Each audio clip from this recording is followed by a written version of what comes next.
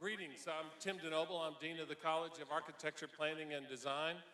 And my task today is to thank you for being here and ultimately to introduce Stephanie Raleigh, Department Head of Landscape Architecture, Regional and Community Planning. But before I do that, I want to do a simple acknowledgement that this sort of activity is the very lifeblood of this college. Engagement of the practice, industry, and government with this incredible learning and teaching and research institution that we have in service, I should add, not only to advance the knowledge base of our students and really of our faculty as well, but also to advance our community and our society into the future.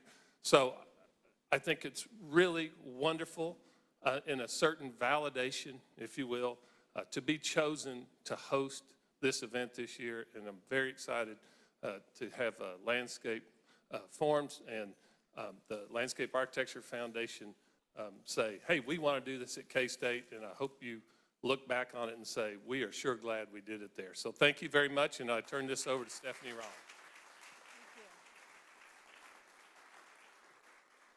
Good afternoon, everyone. It is fantastic to have the Landscape Architecture Foundation and Landscape Forums here at K-State. Their sponsorship of this event is extraordinary. They have brought 20 young professionals from around North America, meaning that they invited them.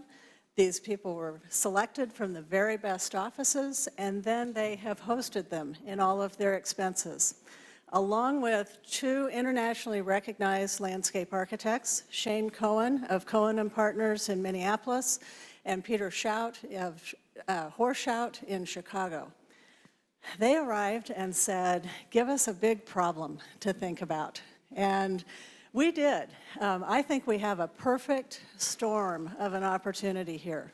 Manhattan is engaged in a comprehensive planning process that gives us some ideas about land use and helps us think about how many people there will be in Manhattan in the future and recognizes the tremendous growth that we're going through. So we ask the question, after all of this planning is done, after all of the changes take place in Manhattan, what will Manhattan look like and what will it be like to live here? So we're really thrilled that we have some guests who can help us take these ideas forward. I want to make sure that I recognize the folks who have come today, and so that all of our guests understand who's in the audience.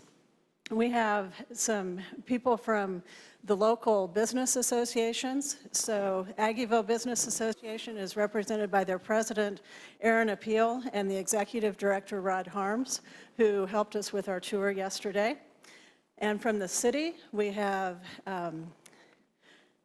Ron Fear, who is our city manager, and Rob Ott, who's the director of Public Works, and Karen Davis, who's the director of Community Development, and Eric Cattell, who works with Karen as the assistant director for planning, and one of our city commissioners, Rich Jankovich. We also have Karen Hibbert, who's from the Manhattan Convention and Visitors Bureau, and we were fortunate enough to have Trent Armbruster, who's with the Chamber of Commerce, assist us with our tour yesterday. And we have Gary Stith, who is also with us on the tour, sharing his knowledge, and he is the director of the Flint Hills Regional Council. And I think it's wonderful that we have representation from the county. Monty Weedle is here, who takes care of planning and special projects. And most importantly, the people who help us get things built. We have two folks from our development community, Gwen Riffle and Calvin Emig, who can help us think about how we get things moving in the future. So with all of those introductions, I want to let you know that this group arrived in Manhattan on Tuesday at about 5 o'clock in the afternoon. And this Tuesday, they hit the ground running. Fortunately, they drove through the Flint Hills to get here, so they were able to really see the context of our environment. And they very rapidly got to know one another. so that could find out where they shared expertise and where they brought new expertise. And then they got on a bus yesterday morning, toured all over the community, and came back and had an amazing brainstorming session. And from that, this is where you see the really strong leadership that is provided by Shane and Peter. They got everyone focused. They helped get everybody's ideas pulled together in a cohesive way, and then everybody started working like mad. It's not all work, though. They've had some fun while they've been here. They got to have a nice dinner at Coco Bolo's and sit and talk about the things that they've been doing, as well as what they do in their own practices when they're back in their home places. And then this morning, there was a mad dash to get this presentation pulled together for you. I'm going to let Shane and Peter explain the approach that they've taken to answering that question. What will Manhattan look like? And also, what will it be like to live here in the future? Thank you, Stephanie.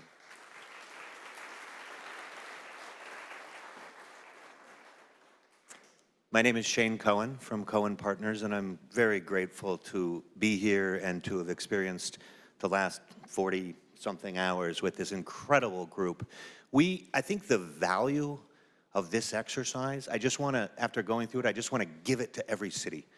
Honestly, I mean, you have 20 professionals coming from around the country with a very fresh set of eyes. These are passionate professionals, landscape architects, planners, urban people that specialize in urbanism, coming together and looking at a community that they've never been to before. Only two of the 22 of us, including Peter and I, had ever seen Manhattan, Kansas before. So we drove through the Flint Hills, we came into your community, and we went through an exercise of seeing and really feeling what your community is and what we believe that it could be. And then we trusted the power of the collective, and I promise you, I'm both a designer and a professor. The talent of this group is absolutely enormous. So I'm really excited to give this, to share this perspective to you.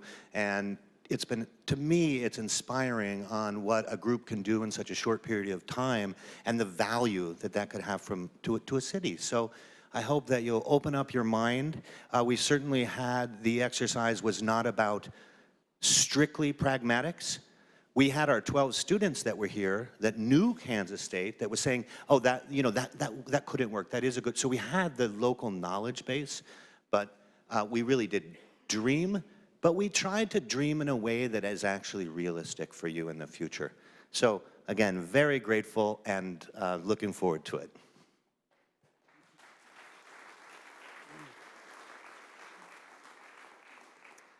My name is Peter Schout, a partner with Harris Schout Landscape Architects in Chicago, and it's indeed an honor to be here today to represent the team leaders for this amazing project. I want to give you a sneak, kind of a preview of behind the scenes, the process. Stephanie described kind of the trips, et cetera. We first went on a bus trip and did a big circle around the city, and then we came back and we wanted to define the problem, and we had everybody in one room. We spent about an hour and a half, and everybody had a couple minutes to pretty much say what they felt. And we had a whiteboard, and we filled it with information, words, ideas. And then from that, we decided what the projects and problems were. And then we thought we need to look at this in a big way, but we also need to look at it in a small way too, so you get a taste of the vast kind of breadth of what we're looking at, but also you could kind of touch and feel it. And after that, we asked people what particular areas you'd be interested in working on, and we wanted this to be a fun experience. And so everybody divided into groups, and then we had two meetings where we brought everybody together and everybody apart. So collaboration is communication and faith in your fellow worker that you're all covering this idea together, and then coming back, and there was a lot of giving in this project. And like Shane said, we all want to thank the students and the professionals for this amazing time, and before you know it, it's over, and I feel that we've been here for about 3 days, when in fact it's been, just a couple days. But without further ado, I'd like to introduce Nick Godblatt from San Francisco, and we've asked each person to introduce themselves and where they're from so that you get a sense of the perspective.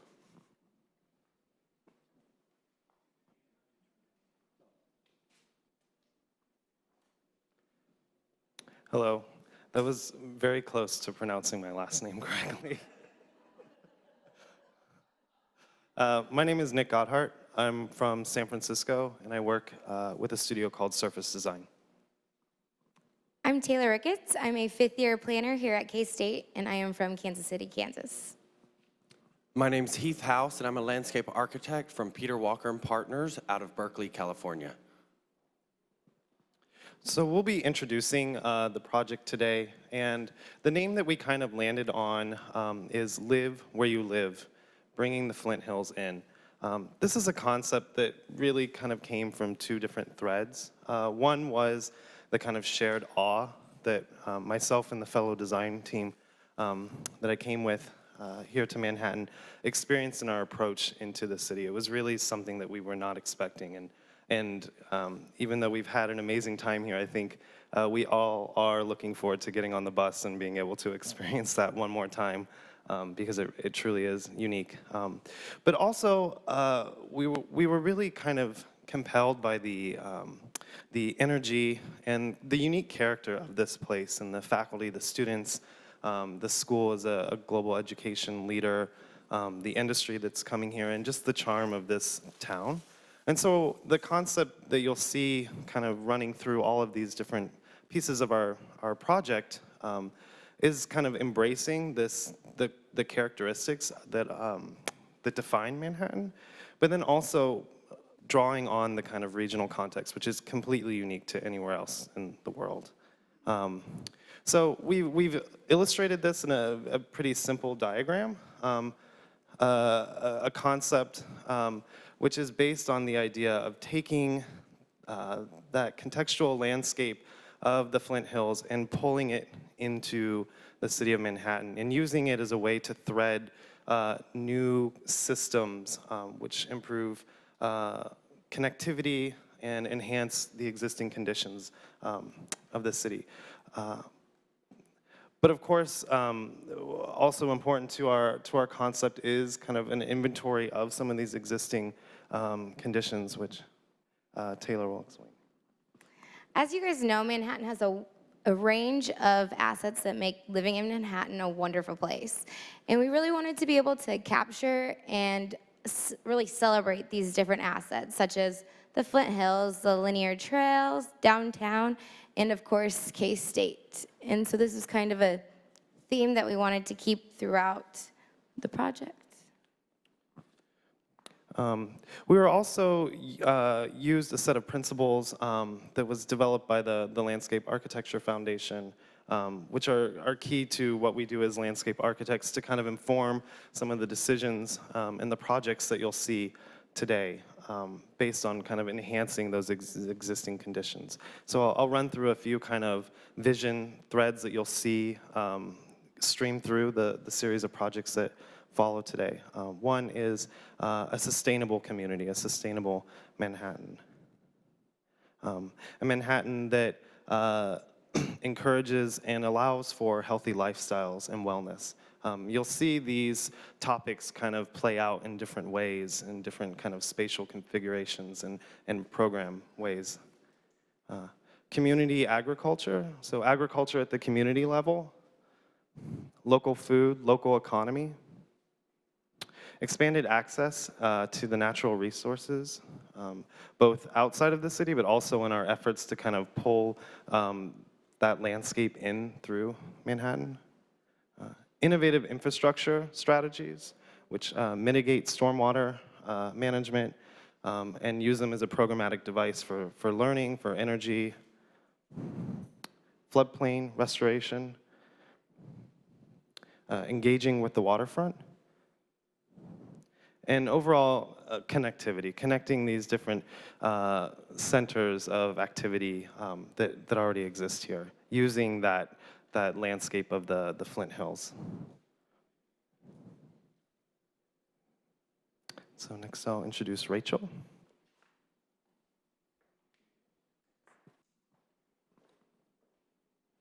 So, hi, I'm Rachel Fox. I'm a landscape architecture student here at K-State, and I am from St. Louis, Missouri. Hi, I'm Shannon Harbers. I'm from Ottawa, Ontario, Canada, and I work with CSW Landscape Architects. Hi, my name is Cian Lim with Terraplan Landscape Architects in Toronto. So in our very brief visit and tour of Manhattan over the last few days, we've really had the opportunity to experience kind of the unique character that is and beauty that is Manhattan. So our group had the opportunity to look at kind of those existing features and existing pockets of potential. So first up, we'd just like to point out on this map, the teal color that you see are areas that we're going to touch on but weren't further developed by the other teams, and the gold areas are more specific site strategies that they're going to talk about very shortly. So the first place we'd like to talk about that's a great place of potential is Poyntz Avenue. You know, in the past year, they redid the streetscape down there. There's a lot of moving and shaking that's really exciting to see. This is a great area for shopping and dining, and it's a destination for young professionals and local citizens. And slowly we'd like to, you know, kind of bring the college atmosphere into it and really work on making this a holistic community and not particular sections for each person. And as we all know, it terminates at Manhattan Town Center Mall. So the next is Aggieville. It's a really, really walkable place. It's very close to the university. It's high concentration on nightlife businesses, but we've also been making a move to make it more of a family-friendly environment. A couple weeks ago, you know, we had the Aggieville 125th celebrations, seen tons of families out there, and it was just a really great way to see the space activated, not just at night. Like we said, there's a lot of up-and-coming daytime businesses. Varsity Donuts is a staple, of course, and Acme is wonderful for all sorts of things. City Park. This is a huge amenity that I don't think we really capitalize on. It's 40 acres, and there's not too many other cities that have that big of a spot really close to downtown. And it's a very big connection point between what's happening down in Aggieville and what's happening on Poyntz. Perception-wise, they seem like they're really far away, but you can get to Aggieville and Poyntz, it's less than a mile. It's actually really quick. So there's a varied use of recreation down there. You have the pool, you have the spray ground, the rose garden, a lot of things that are working really well, and then there's also some opportunities to improve those things. Right now, it kind of has a low-profile, nondescript park edge. We really think that this is such a good amenity, and we'd like to see it, you know, kind of programmed a little stronger. And last, we're going to be talking about the gateway. So the entrance to the city off of, coming off of 70, and then on to, I think it's 144, 177. So right now, when you're coming up that way, you know, you hit the back edge of the mall and a big, expansive parking lot, and that's really a big front for our city. So there's a lot of things we could do with that. It really can bring in some gaps between making this a walkable downtown Manhattan center. You know, right now, we kind of divert going down Poyntz. We go down Pierre, you make the little circle drive, and then out onto Tuttle Creek. But it has really a lot of opportunity to really give some character for that first perception that people are having to our town.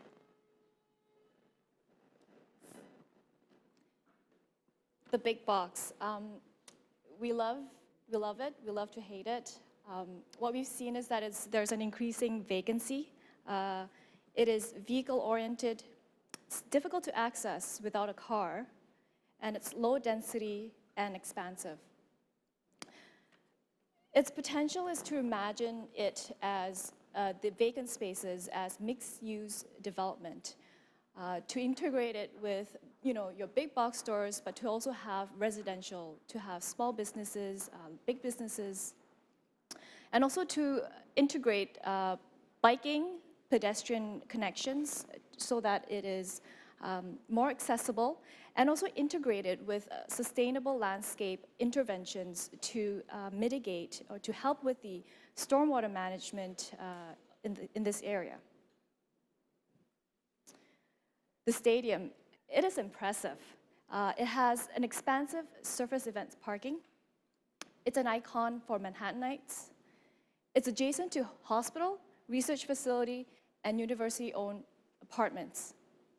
One of the opportunities that could be explored are the potential for additional uses during off-peak hours, such as the farmers market, or thinking of using sustainable materials to help with stormwater management in terms of the surfacing of the parking lots, such as permeable pavers, integrate bioswales, or reinforced turf. Lastly, the research facility. It is a new development. It's projected future growth for Manhattan. It is a center for innovation, and think big, basically, is what we see it as. And I'm going to introduce the next presenter, Cody, who will talk about connections and transportation.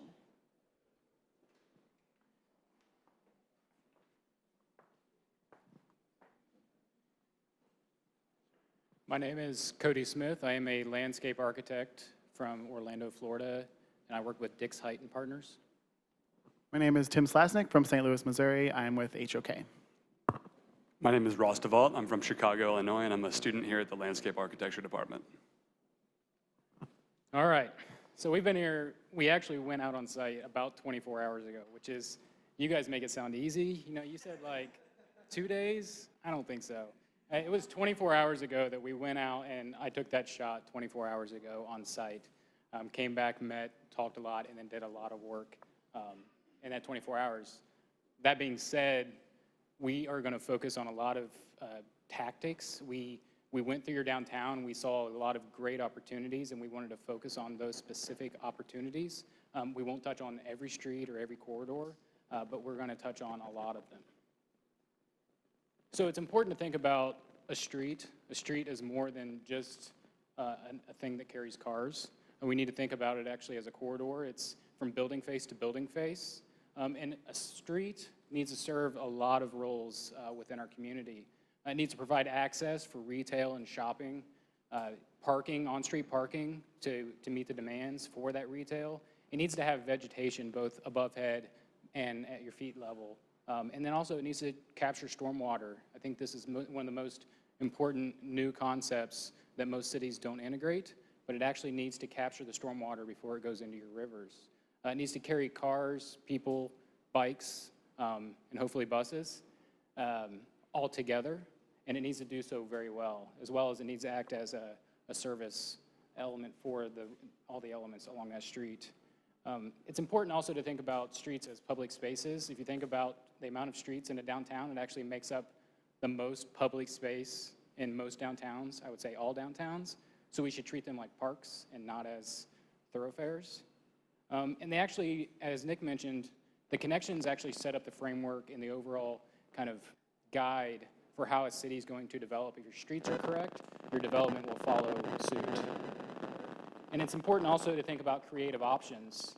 When you start to look at a corridor like this, or you start to look at a street that's really wide, think about what could happen in that corridor.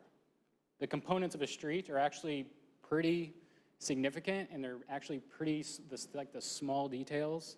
One of the most important things is actually appropriately scaled architecture to the right-of-way width. So we want narrow travel lanes. We want transparency on our architectural storefronts. We want people, bikes, and cars to be able to use that corridor equally. And we want, like a really wide sidewalk typically. We want 18 feet at a bare minimum. And it needs to support dining, walking, and furnishing, as well as the mentioned stormwater planters as well. So the concepts that we're going to show you actually have been in place for a very long time, and they're still in place today, and they're still happening in cities all over the United States. Just to show you a couple of examples, this is Greenville, South Carolina, a very small town in South Carolina. In the 1960s, they actually decided to redefine the way that they were treating the street. They took a 6-lane road through their main street, road dieted it to 2 lanes, on-street parking, and street trees, and this was done by Lawrence Halprin in the late 60s, installed in the early 70s. This is it at installation. So going from 6 lanes to 2 lanes and parking and street trees, and this is it today. It's consistently voted one of the top 5 best main streets in the United States every single year. Another great example that's a little bit different, a little bit more modern, is this idea of really giving priority to bikes and connections. This is in Indianapolis, Indiana, the Indianapolis Cultural Trail, where they actually took 1 to 2 travel lanes out of almost every single one of their downtown streets and gave it back to bikes and parking. And this is it right at installation. They took advantage of leftover spaces and alleys, gave lighting, outdoor seating, and opportunities. Art along the corridor was a huge improvement and a great opportunity to get people using the space. And then the image on the left, you can see just one stretch, the impact that it has on the street. You can imagine that there were 2 more travel lanes there. And another image, the fact that it actually conveys and captures stormwater as well as provides the great asset of bikeway connections. And then even at a smaller scale, we think about it a lot at the macro scale and these big ideas, but we also want to point out there's some very small details that can be done tomorrow. These are both in Portland. The one on the right is actually designed in and takes some thought and ideation.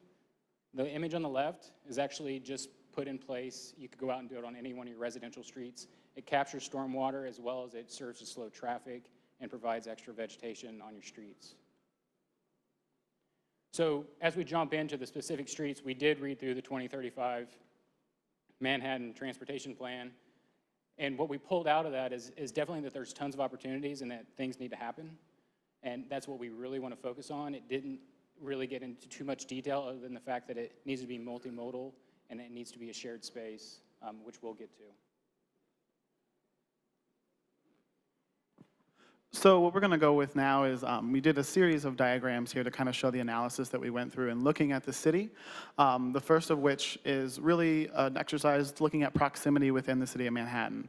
So the kind of myriad of circles that you see on the screen there represent different walking distances within the city. The smaller red ones are a quarter mile, which is really just a 5-minute walk for the normal person. From there, we have a larger half-mile ring, which would be 10 minutes if you can do the math as well as I can, and then up to a mile, which would really be a 20-minute walk. So you can see the majority of the metropolitan area of Manhattan is really within that 1-mile radius, which would be not much more than a half-hour to 45-minute walk from one side to the other, which, you know, in the grand scheme of things is not that large. Also, kind of behind this image, you can see we have City Park called out in green here, as well as some of the major arterial streets that you're seeing in white that are labeled. The other important factor that we wanted to call in as we are looking at transportation is the linear trail and kind of how it kind of covers the southern expanse of the city, but really doesn't really lead to or from any specific location. So this is kind of hearkening back to the group that was before us and looking at these, I think they call them pockets of possibility. We like that. So just to keep those in mind as we show you these connections that we're looking at and see how the proposition of these additional connections can really tie these things together, as right now they're slightly disjointed. These are the big entrances into the city. These are important, obviously, because they're bringing everyone here. They're bringing all of the people here, but they're also bringing the traffic here. The idea here is really to look at how do we handle that volume, but also how do we celebrate that entrance. All of these are important places to see the city from, and how can we really address that. And then we get to what we saw as the barriers. Some of these are physical barriers, obviously crossing the river when you're coming in on 177. You have the levee wall, you have the train tracks, you're kind of landing. There's a lot of circulation that you have to go through to get really anywhere in the city. That's a physical barrier, but there's also quite a few perceived barriers. Looking all around the K-State campus, Manhattan and Denison really don't have a huge pedestrian volume that they can accommodate. A lot of streets dead end into those streets. They don't have a lot of bicycle occupancy because they don't have the amenities to account for that. Also, of course, Bluemont and Anderson, huge arterial street right through the middle of town. Not too fun to cross, as we found out this weekend, or this week, I should say. The other small one that I think is very important is kind of this perceived barrier between Aggieville and City Park, which I think Rachel touched on. They're really not that far away, but it feels like they're a completely different area. So we're going to kind of apply some of the images and some of the concepts that we've talked about so far to some of your existing conditions. These are by no means prescriptive. You don't have to build it this way, but this is just kind of a reimagining of some of the sites that we saw this week. So this is Blue on Avenue, obviously that huge arterial through downtown. It's 4 lanes. There's not parking on either side. It's pretty intimidating to cross. So looking ahead, this is something that it could be. You can see we're narrowing traffic lanes. We're allowing for parking, but we're expanding sidewalks to allow for cafes or other street uses to kind of expand out onto the right-of-way. We're incorporating, tallgrass prairie species that can really convey the meaning of Manhattan and why we're here and the beauty of this, but also, potentially handle stormwater needs as well. So looking at the connections, again, we'd love to look at every single street in the town, but where we really saw the largest importance were these larger kind of bold arrows in green here. Really the same streets that we showed as barriers before, kind of bounding the University, Bluemont and Anderson, as well as Points Avenue and the connection up to Aggieville and down to the waterfront. This is Points Avenue today. As Rachel said, new streetscape. We love angled parking, but just a reimagining of what it could be. Again, we're widening sidewalks, we're narrowing traffic lanes, we're adding in bike lanes. We're also adding a very large planted area that can, again, accommodate stormwater, but also provide tree canopy, and it really creates a much more comfortable, all-inclusive space for everyone to use. Now, we know that a bus line was something that was looked through in the recent past, but just as outsiders coming into the city and seeing how people get to one place from another and having kind of in-depth conversations with students about getting to the stadium on game day and the struggles with that, especially with driving, we did kind of see a really simple loop that remarkably kind of falls on the same loop we took on our tour, because it seems to hit a lot of the high points in the city. And it goes down all of the major avenues where almost all of the commerce is, and it's hitting all of those shopping centers, all of those parks, and all of the places that people want to go, and it's a very simple loop system. And then looking at recreation, obviously not everyone wants to ride a bike on a street, not everyone wants to walk down a sidewalk, but you have a great system in place with the linear trail. But how can that extend up to the north side and really make a comprehensive loop through the city? And then how can we have spurs off of that trail that lead you into key points within the city and then connect you to those street systems that are addressing bicycles as well? So here's a street, 14th Street today. It's a fairly wide street. Not a lot of traffic in this picture, but a fairly well-traveled residential street. Has good tree canopy, but what could it be beyond what it is? Again, we're narrowing those traffic lanes. We're providing a protected bike lane here, so it's not on the street with the cars. It's separated. This is a more residential area with higher bike volume. But we're really kind of enhancing the natural beauty that's there. We're extending the planting out further into the corridor, and we're allowing for all modes of transit to take advantage of this street. So with that, I'll pass it on.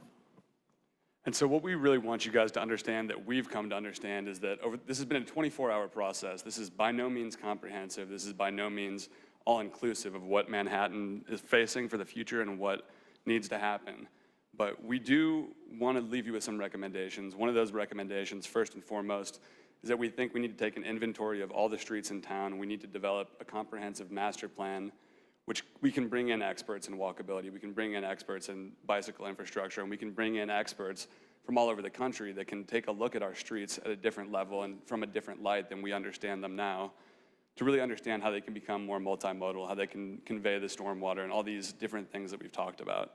So with that, we think it's important for us to develop a streetscape master plan, to develop a bicycle master plan, which looks not just 10 years in the future, but 30, 40 years in the future. And so how to get there, we're talking about, we need to do some experimentation with traffic calming. We need to think about how we can reduce vehicular traffic. And that can be done in a variety of ways, whether it be temporary infrastructure. But really, we want to convey to you guys that this is just the first step in a process. And it's a process that we need to change the ideology, and we need to change the vision that we have for what the streets are used for in Manhattan. And with that, we'd like to pass it on to the Stormwater and Infrastructure Group.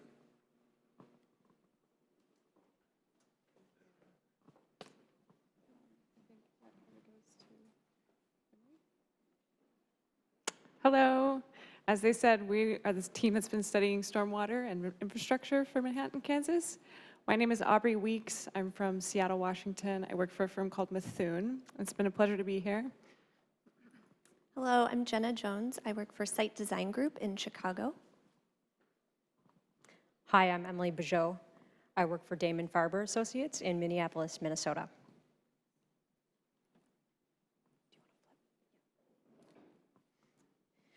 So we all know that infrastructure is an important, it's a necessary piece of every city's framework, but we don't often think of it as strongly contributing to our place's identity. So in addition to bringing in the prairie as a way to define Manhattan's identity, the Tallgrass Prairie is also an excellent green infrastructure resource, specifically for stormwater management. So we focused our presentation primarily on that. So tall grasses are an amazing natural system that is really perfectly suited to infiltrating and treating stormwater. We took a look at historical hydrology patterns and systems and how we could reintegrate them into Manhattan's future. So why is water important? Why did we focus our infrastructure? Why did we prioritize that into this program? Water, you might have heard the phrase that water is the next oil. It's precious and it's becoming increasingly scarce. Water is something we need, but it also offers a lot more. So for Manhattan, water can provide a valuable connection, a connection between people, a physical connection between places. It can provide education all the way from kindergarten into research and university. Again, it provides identity. It can be a community aspect, a gathering place, and an aspect that brings Manhattan together. And lastly, stewardship, we feel, is really important, from the city level down to the individual level, to business owners, to you as individuals. So how do we achieve something of this scale? Really, it needs to be looked at from a very large scale down to a very small scale. So the big picture down to you as individuals, down to the stewardship level. And we've listed here a couple of those techniques and those approaches. So from a watershed-wide approach, making these natural processes visible and treating the water at the source, treating the water at the Flint Hills, as well as at the sources down in the city. Developing collaborative education projects, embracing this beautiful place, and balancing these natural systems with more traditional infrastructure. Next at the regional level is celebrating water with large-scale infiltration projects, designing these places not just for water and for infrastructure, but also for people, for wildlife, for plants, using these amazing native plant systems that we've discussed, and creating destinations. At the next level is corridors and networks. I'm gonna go back. And we'll talk about utilizing public right-of-ways, reusing rainwater, and then a couple of the other elements that can be involved there. And lastly, the stewardship level. Incentives for private property owners, which includes rainwater harvesting, reuse, reducing lawn, education and pilot programs, and ambassador programs.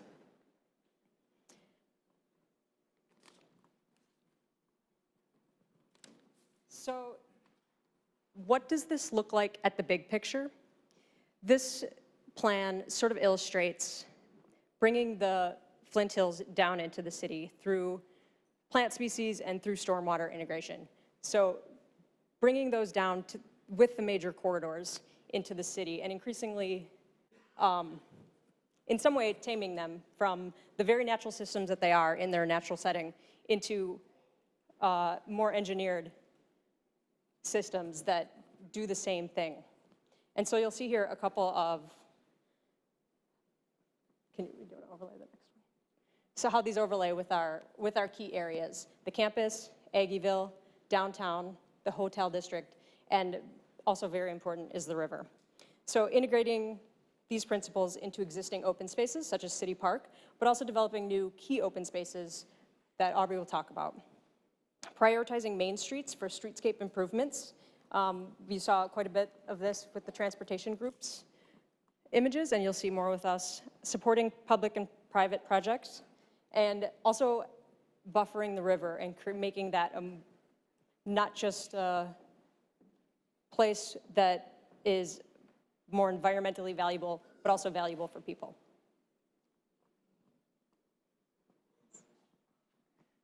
Right on. So we've been imagining two kind of big strategies or ideas for how this might really change the place and change the experience of Manhattan. And I think there are two really great opportunities here. There's the need for connections. We've been talking a lot about how these great special places are in the city, but that nobody walks between them, that it's not really set up for that. So, here we have kind of a typical residential street in Manhattan. It has these great, simple houses. It's got great trees. They're alley loaded, so circulation can come from behind the house, and you can kind of walk around. And so the opportunity that we saw here was that what if we turned this into a secondary circulation system? So what if this was a conduit for water and for bicycles and for people, and it connected you in between these places that are so important to the town, but it also brought in a little bit more of the Flint Hills, a little bit more of kind of the phenomenal nature of the seasons, of wildlife, of the fluctuation of students passing by your house during the school year, and then the time when it kind of quiets down and everybody goes home. So, and we can imagine that as there's increasing density, maybe these houses become more attractive to families, and then you could build in between the houses. And so you add a little more density into the existing fabric, but maintaining that really like small town, lovely feel. And so this particular street that we're imagining actually aligns with the historic path of Campus Creek on the campus here. And so we can imagine a kind of hybrid of a natural and engineered solution that brings this creek back as a connector between the places, but offers a little bit more of a modern solution to that idea of daylighting a creek. Right, so we can go to the next. So our second opportunity site was the relationship between the, Manhattan and the Kansas River. So, of course, the development of Manhattan is simultaneously related to the river. People came here because it was a rich place right by the rivers. But then as increasing pressure on land, as the city began to grow, we had to put up these really elaborate engineered solutions like levees to hold that river back. So we're wondering, what if we peeled back the levee? What if we had, a setback to the levee that gave a little bit more land to the floodplain, that allowed a beautiful restored grassland to be your entry sequence into the town? What if this was a place where you could go for a walk in the grasslands and watch the sun come up and see the migrating birds that are so special to this area? So these are just a couple of ideas, some dreams we had that we wanted to share with you for kind of ways to incorporate something that really sustains people and natural systems. So we've talked about a framework today of big to small, and we've showed you a couple of big ideas, but we wanted to close by taking a step back and thinking about how you could begin to approach implementing some of these types of practices. So there's a couple of precedents that we've listed here. There are many more out there, but these we felt were particularly relevant due to the context and the scale, and all of them showcase sustainable stormwater practices from a policy perspective, from a design perspective, and they use it as an educational tool, which is really valuable. This can also help build awareness. It helps excite and engage residents in their communities, which we feel is very important. So we see implementing stormwater practices in Manhattan as an opportunity to grow within the current footprint of the core. to attract new residents into this area and engage the current residents within the core as a way to sort of limit what sprawl happens as the city continues to grow. We see it as an opportunity to foster health and well-being and contribute to a better quality of life. So the focus here is growing Manhattan sustainably. Thank you. The next group will be talking about growth.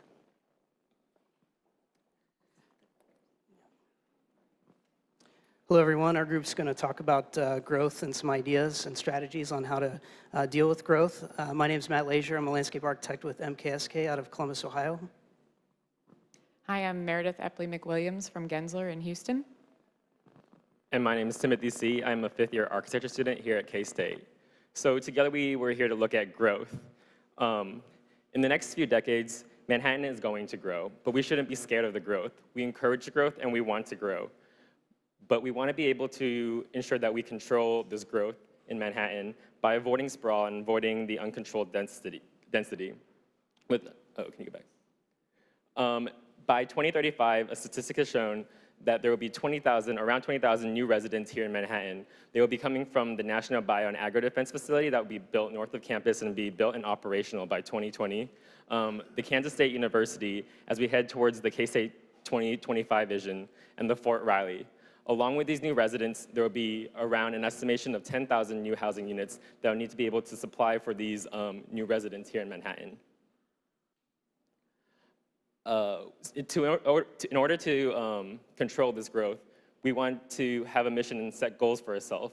So our mission is to accommodate for this growth and to create a higher quality of life and to preserve and enhance the beautiful surroundings landscapes that surround us here at Manhattan. And along with that, we've created 4 different strategies that we can apply to the growth of Manhattan to ensure that we accommodate for the growth that we have here. Okay, so first we're going to talk about kind of the big picture strategy. Our first one is to grow in and up. And by up, I don't mean skyscrapers. I mean 3- or 4-story buildings, and we'll get into that a little bit more in a second. We have 3 ideas on how to do that. One is cluster housing in kind of the more rural areas, so clustering houses together and then creating more preservation and open space in those developments. The second is to limit growth on hillsides. So when you look out onto hillsides, you don't see houses, you see the Flint Hills, which we all want to preserve as much as possible. And the last one is to think about some kind of urban growth limit. And there's policy applications of that, there's practical applications of that. A really great example is Lexington, Kentucky, where they have horse farms. Horse farms are a really important cultural amenity, economic amenity, and they really wanted to protect and preserve those because they're an important part of the economy. So that's an idea on how to protect the Flint Hills because that's an important part of this economy and culture. So the second strategy we want to touch on is providing for diversity.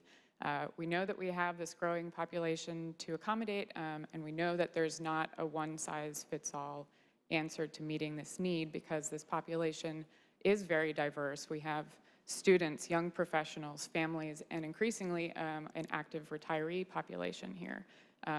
So we need to provide a range of housing sizes, types, densities, and also price points. Now, one strategy that we do think is applicable to all of these different housing types is integration, integrating the new development into what already exists. And we want to advocate for mixed-use development, as we've already talked about a little bit. What we're showing here is an illustration of how you might increase the housing density in Aggieville along Morris Street, where there's currently a surface parking lot. And what we're proposing is building vertically so we can maintain the street life at the ground level.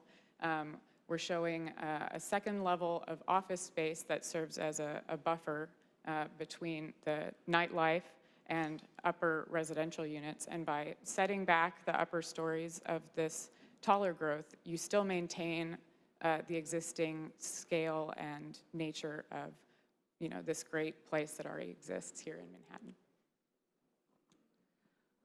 Right, and our fourth strategy is to fill the gaps. So we'd already heard about kind of centers and corridors, and what we're suggesting here is to really focus on the gaps between those centers for potential development. And you kind of solve two problems at once. You solve the issue of the gaps themselves, so that's a kind of an urban design problem, but you also start to work towards solving the housing issue of 10,000 units that you need.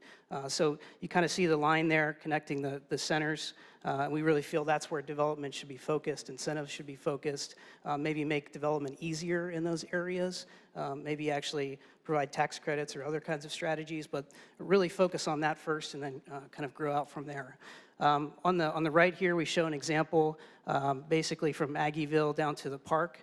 And we're just showing some potential infill development projects in the yellow there. And that's about 6 or 7 projects, 3-4 stories with parking on the ground floor. And that represents about 300 housing units. So that starts to take a chunk out of that 10,000 that we need, really in a pretty small area that really focuses on the needs of students and young professionals. So that's it for us. The next group, we're going to shift gears a little bit and transition to a more site-specific scale. First up is Aggieville and Points Avenue.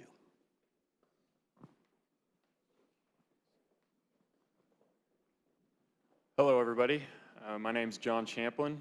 I am a landscape architect with EDSA in Fort Lauderdale, Florida. I'm also a proud graduate of Kansas State. Go Cats. Our group is focusing on the Aggieville district through City Park and into Points Avenue downtown. Hi, I'm Katie Paisecki. I am an architectural designer at JPRA Architects out of Detroit, Michigan. I'm Kaylin Pomerano, and I'm a landscape designer out of the Phoenix office of Norris Design. Hi, I'm Sarah Swaim, and I'm from Tonganoxie, Kansas, and I'm a 5th-year student here in interior architecture and product design. Hi, I'm Joe Gingrandy from Land Design in Washington, D.C. I'm going to try and move in here a little bit. I'm Drew Vanderwert from Denver, Colorado. I'm a landscape architect with Davis Partnership Architects. Hi, my name is Rodrigo Buelbas. I'm from Colombia, working in Chicago office with Skidmore, Owens & Merrill. So I'm going to give the brief introduction to Aggieville. I think it's kind of funny because this is the homecoming parade, right? And when we decide to go out there and experience this area, we find this character here, which was our homecoming. And we thought about it like, oh my God, it's nice how we can convert all this space in a different way rather than being just nightlife. How we can start incorporating or interconnecting different areas from all previously explanation with Aggieville. So we find that ourselves trying to think about 3 main components, so 3 main concepts, how we achieve this. First, you have to dream about it. The second one, you need to create something. And the third one is socialize. I think we need to engage ourselves in our community to socialize. So coming back to these 3 main components, we say, okay, how we achieve this in a near future, but as well in a long future. These 3 components, we thought about that basically can work in a triangular way, how to become either a cycle, and see how we can dream to start creating. For us, we thought about that dreaming, we need to start engaging the generations. I think there is a broad disconnection between our generations here at Manhattan, Kansas. We need to start exploiting local businesses, and that's going to extend to all these areas that we have touched already. Then after that, if we create, we need to empower that socialization between our community. We think that we need to reinforce the city attributes. The city has a lot of attributes. We need to renew these attributes to the community. And then time to establish these new ways of interaction based on that attributes. And again, coming to socialize and dream and how we look at the bigger spectrum. This is something that we want to achieve now, but this is something that we need to see it in a long run. We need to promote different approaches of city growth and then create that basic foundation of what is a happy city. Basically, we're gonna go focus on these three main components. We find that Agleeville, it can be a dynamic scenario for business development. The park, it's basically the main epicenter for social interaction between these two gaps. And then get to know the new beginning of a city welcoming, how we approach this and how we start connecting these two areas with the campus as well. Here we have some existing precedents that we took into consideration thinking about similar scales as to what Manhattan has. Some of the top 3 images are located outside of Denver in Lakewood, Colorado in the Belmar district, and these are all 3, 4-story buildings that incorporate a lot of mixed-use residential office, even big box stores that you would typically think that we have here in Manhattan on the outskirts, and how you can actually integrate them with, you know, sexy architecture and walkability and just this connectivity of, you know, bringing people together and just, instead of having this big, ugly strip mall, bringing it down to a more personal and intimate scale. And then these are some of the things that we really wanted to hit on: greening our streets, incorporating artful stormwater management, activating our streetscapes, enhancing the pedestrian experience, improving pedestrian safety, and just really creating a bike-friendly atmosphere.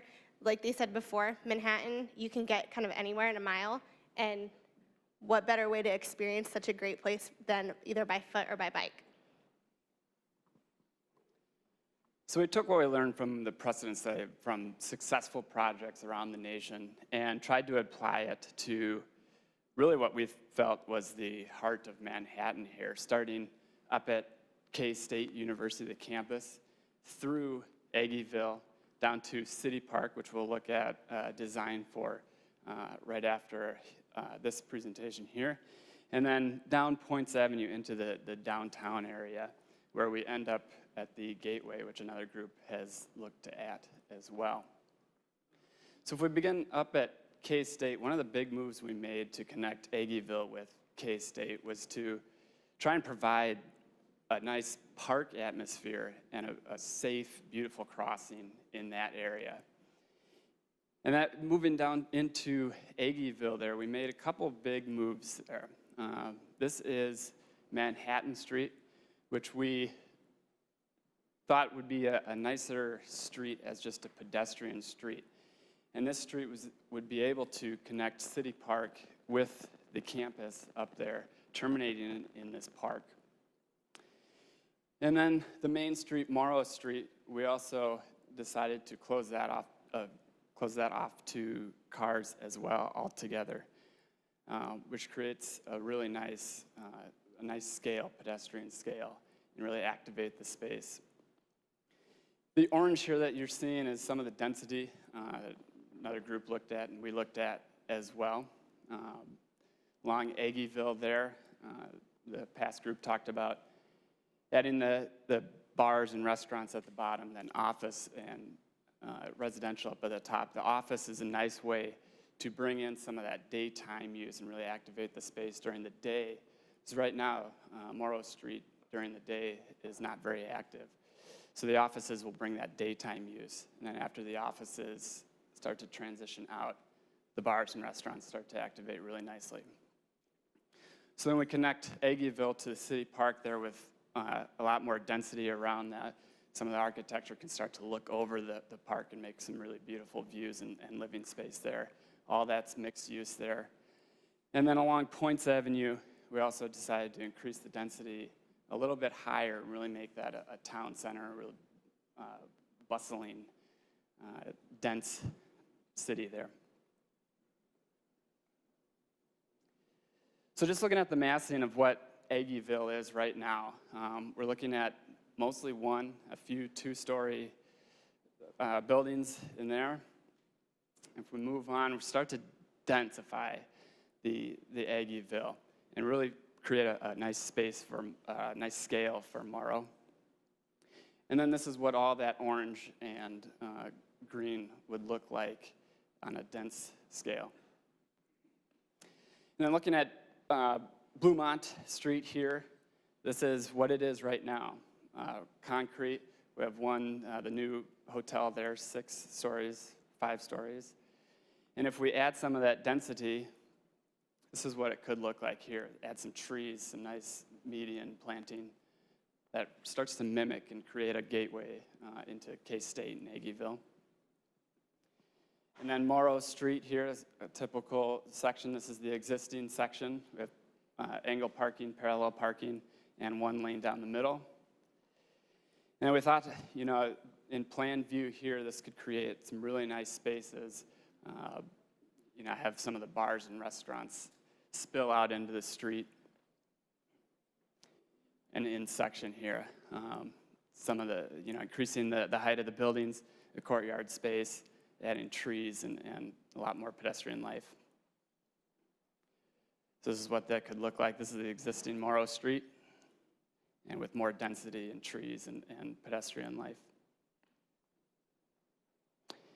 And we looked at Points Avenue here. Right now, very wide street, less, very small pedestrian access along there, short buildings.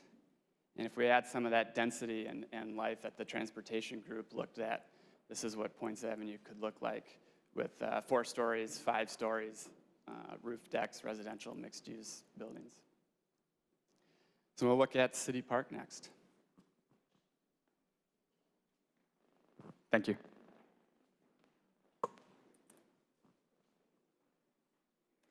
Hi, I'm Rachel Mayhill, and I'm from Council Grove, Kansas, and I'm a grad student here in interior architecture and product design.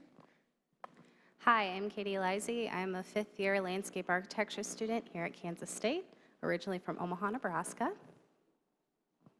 Eric Sylvie, Clark Henderson in Lincoln, Nebraska. Hi, I'm Teague Peak. I'm a 5th-year IAPD design student here at Kansas State University. I'm originally from Topeka. I'm Daniel Mesher from Houston, Texas with M2L Associates. So we wanted to talk to you guys about City Park, and the first thing you might wonder is, why City Park? We, as some other groups have mentioned, had a nice little bus tour around town, and we got to drive by it pretty quickly, but it immediately jumped out at us as definitely a really interesting place. One of the first things we all noticed was the trees. There's amazing trees in this park already. There's some huge trees, there's all kinds of different variety of trees, and I think that's one of the things that makes it a really wonderful place. Another thing was the size. This is a huge park for the scale of the city. It's 40 acres, which is, as we can all attest from walking all around it yesterday, it's really big. And it's in a great location. It's right in the heart of the city. It's got great visibility from all around because it takes up, it kind of follows that grid pattern. Another thing we all noticed as we walked around is that the existing program is extensive. There's so much stuff going on out there, and we're gonna hit on that later in the presentation. And the last thing is the opportunity. I think all 5 of us noticed that, excuse me, this park has a wonderful opportunity to be transformed into something truly unique and special for the community.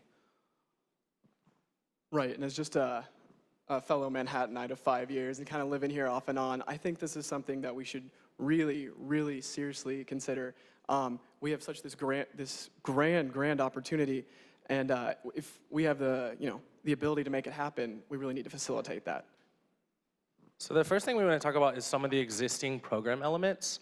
You can see kind of just, obviously the dark green square in the center represents the park, and then the colors represent some of the different uses that are going on out there. Some of the stuff that we noticed when we were out there, there's baseball fields, tennis courts, basketball courts, there's a sand volleyball area, there's a horseshoe pit, there's a swimming pool and a splash park, which I'm sure is really popular in the summertime here. There's a really, really nice playground. There was a ton of kids out there using that while we were there. There's a performance stage with nice little bleachers set up. And there's even an ice skating rink, which is what I was told from some of the local folks, which being from Houston was kind of a shocker to me, but that's really, really cool. So I think Teague's gonna talk about. Yeah, before and after, you wanna switch around over for me? Great, so we have the existing over here on the left, and then our sort of proposed plan over here on the right.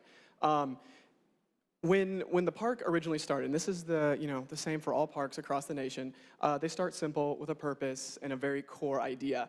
But as time goes along and these differing needs and desires develop within the community, they're sort of tacked on. And we see here it's kind of become this sort of disjointed, inefficient collection of spaces. So in our proposal, we really want to bring it back down to the core simplicity of what a space could be through multiple use, flexible uses.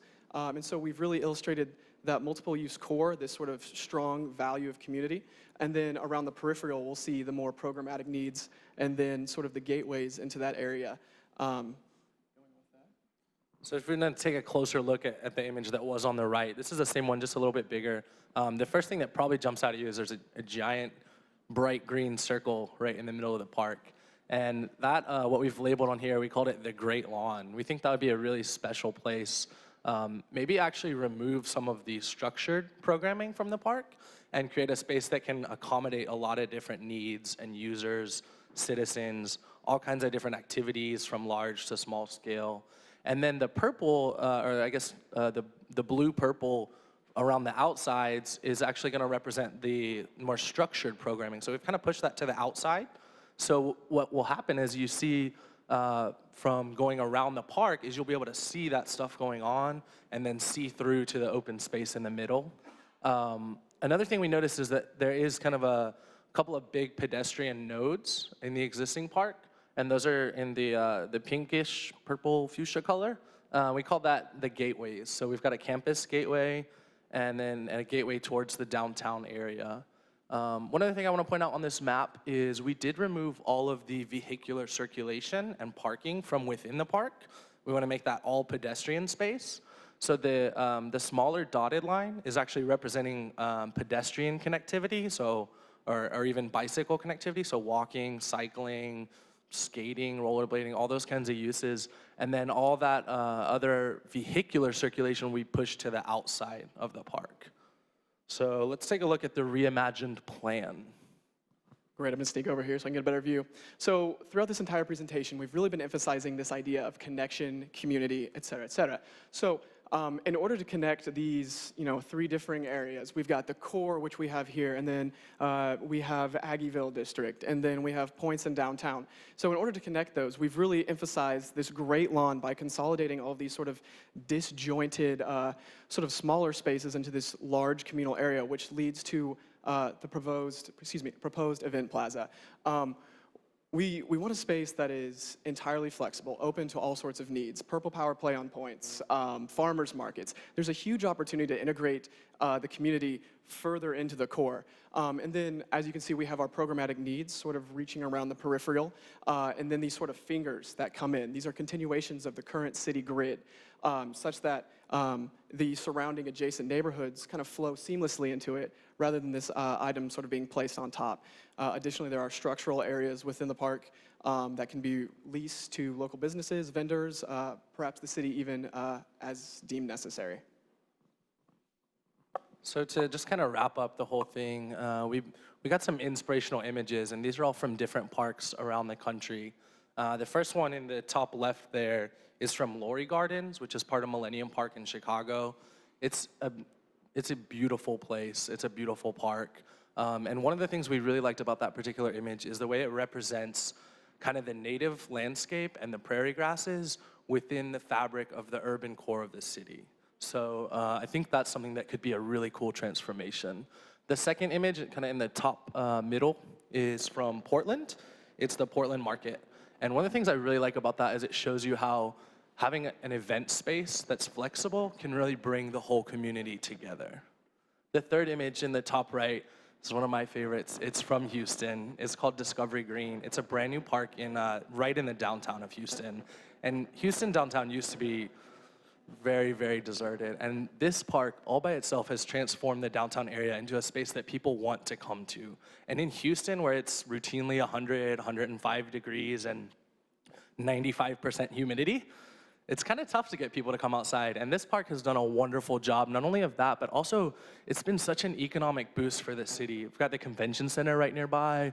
There's 2 brand new hotels, like probably 30-story hotels that have gone up or are going up right around this park. The fourth one in the bottom left is Romare Bearden Park from Charlotte, North Carolina. And that's a really good example of how that flexible space in the center of the park can really serve a variety of uses. The fifth one in the bottom middle is from Bryant Park in New York City, and it's just a little yoga class going on outside in the park, which it's another example of how you can use that flexible space for a lot of different uses and how it can really bring different people from the community together. And then the last one, some of you guys might recognize it, it's Purple Power Play, which I've been learning about this weekend. And we just wanted to put that up there to show that, you know, it's an existing use that's already happening in the park, but think about how it could be reimagined with a huge flexible open space and how much more of the community you could accommodate with that bigger space for this area. And so with that, we're gonna wrap up and introduce the Gateway Group. We are the last group, actually. So I'm Lauren Harness. I'm a fifth-year architecture student from Garden City, Kansas. I'm Amy Severson. I'm from Socorro Wells Appel in Philadelphia. I'm Dylan Repar. I'm a fifth-year architecture student from Dallas, Texas. I'm Eric Connor. I'm a fifth-year planning student from Naperville, Illinois. And I'm Alexis Stensland. I'm a fifth-year planning student from Greensburg. And we just kind of wanted to start off with this image. That's what we used for our inspiration for what our part of the project was. The Flint Hills, the tall grass prairie that this region really loves and understands. So our focus was the gateway of Manhattan coming in from the east side. And we really wanted to take the tall grass prairie and the nature and bring it into the city. And so it's another way of inviting visitors in and welcoming you home and letting the residents and people who live here and visit interact with the prairie while they're visiting and while they're living in Manhattan. So I'm going to walk around a little bit, get my hands dirty. Yeah. So we had this general concept of, again, continuing the Flint Hills into Manhattan. And one of the big ideas that we had for the gateway into the city is building more or less a giant artificial hill that looks like you're going through just another hill in the Flint Hills. And you're going into another one of those ravines that you go through. And you see those lovely valley views, like off to the right and off to the left when you're on 177 and I-70, which sort of diagrammed in this area. Going through one of those big hills as you enter the city, it's just another valley in the Flint Hills. There just happens to be, you know, a bunch of people living in the area. Expanding these other green areas to incorporate those native prairie plants that are so prominent in the region, that what make our area diverse, what make our area special. Incorporating commercial development up here in this oranges. So you're removing the mall, but you're still getting a better use of the space. It's a much smaller, compact area, but you're getting just as much commercial development. You're getting just as much tax base from the area. Making it special, connecting it with points, which we just said was a main area of the city that we want to develop further and start getting utilized better. Connecting it with that with the commercial. Promoting the Flint Hills Discovery Center, which we just spent a ton of money on, developing that, bringing more people into the area so they can study the prairie and they can learn more about the region that we live in, what makes it so special. Linear trail, connecting that into the city as well, as you see in these yellows, potential bike and pedestrian trails, having an elevated bridge to bring you across the river so you get that glorious vista when you're coming around and families are riding their bikes together on a Saturday afternoon, and you can see the river and you can see the parks over here that you can go to as opposed to having to drive and park, and then you can do whatever you want. Using the old train depot station as a trailhead for the linear trail and connecting it back into the city so you can start utilizing the space that we already have and developing the things that we already have started developing, but making them better. And I'm out of excused time for Spanish, so I gotta be really rude and leave, so I'm sorry.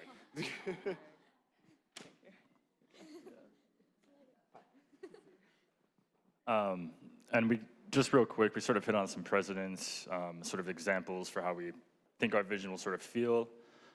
This is Sister Cities Park in Philadelphia. It sort of takes a natural landscape, park environment and sort of merges it with a sort of a public architecture. This is Kunli Stormwater Park. It's in China. Sort of activates this older development while also, like performing the duties of a stormwater park, but also sort of defining this city's edge.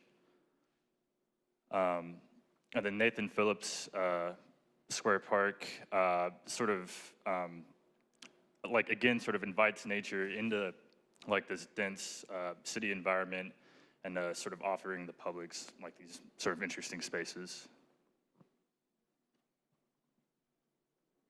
This is an example of how this can perform economically. It's a performative landscape. It's above is the before and the after. It's kind of in a similar location as the park we're proposing. And this actually increased the adjacent property value 800% since its completion in 2005.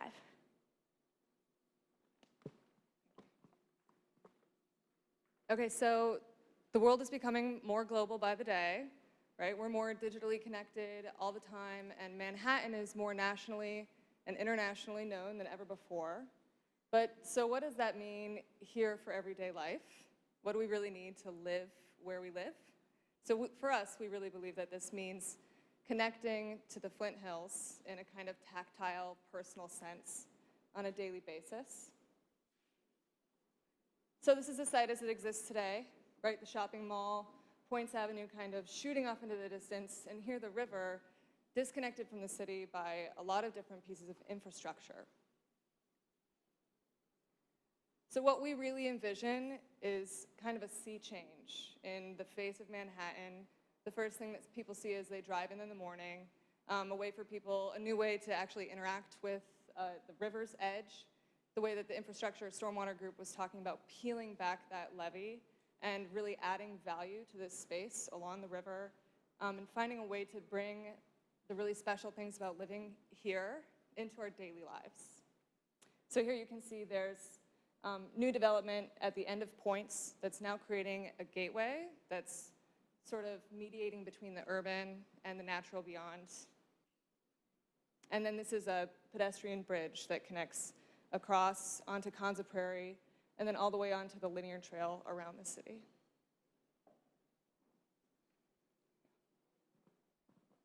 This basically just shows why we think this site is important.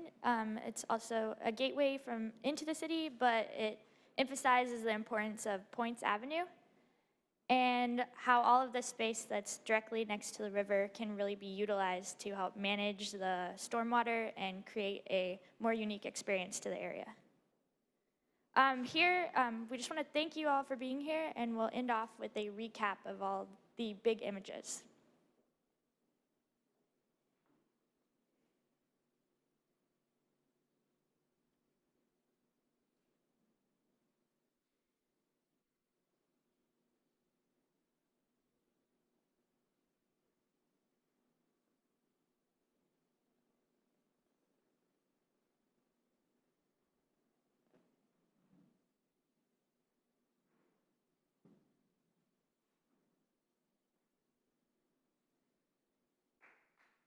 Thank you.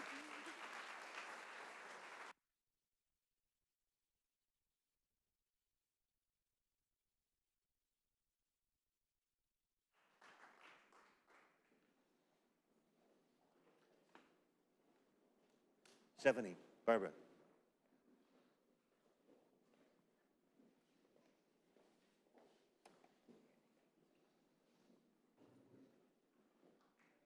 I don't think there's anything else to say. Thank you so much.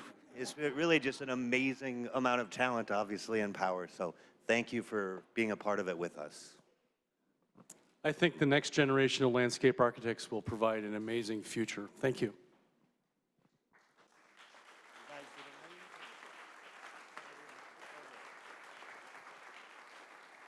Well, I do think there's a little more to say, and that's thank you. Thank you to all of you for the great work you did and the big ideas that we've given Manhattan. We've really enjoyed learning about your city, and I think you have such an amazing amenity here with the prairie. So don't destroy it, use it, live it, and live your life within walking distance so you're healthy and prosperous. And And the gateway idea, to close on that, is just amazing. When we came in with fresh eyes to see your city, it would be nice to have it a touch surprise behind all the great prairie streetscapes. You'll have planners and designers and others from all over the world coming to look at your prairie streetscapes, and you figure out how to do that. So I think there's a real opportunity to make it a great place to live, and I'm thinking about it myself. So, and I also like to thank, of course, Shane and Peter and all the students for all your time. We know it's a lot, but it's fun. It's been an amazing intergenerational learning opportunity for the students and the emerging leaders and the established leaders to really work together. And it wouldn't have been possible without Landscape Forum. So I'd also like to give a nod to them for their culture of philanthropy and really their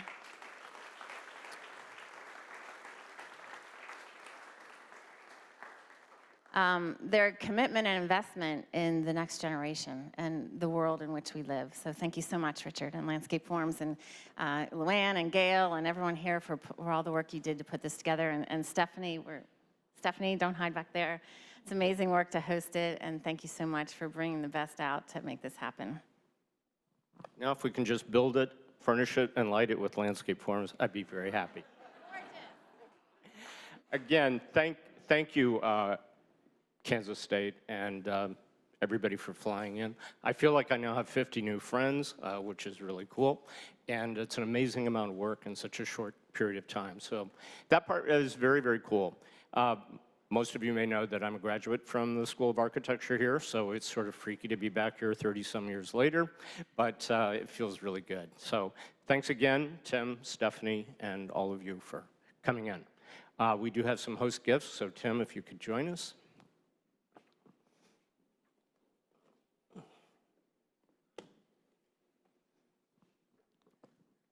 This will take you back to your time in Texas, but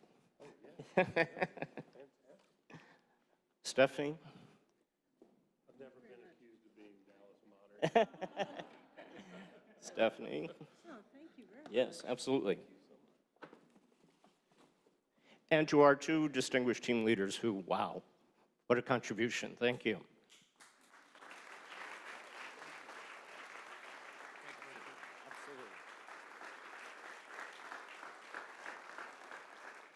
So good travels home, and I know all you students have a great future ahead of you, so thank you.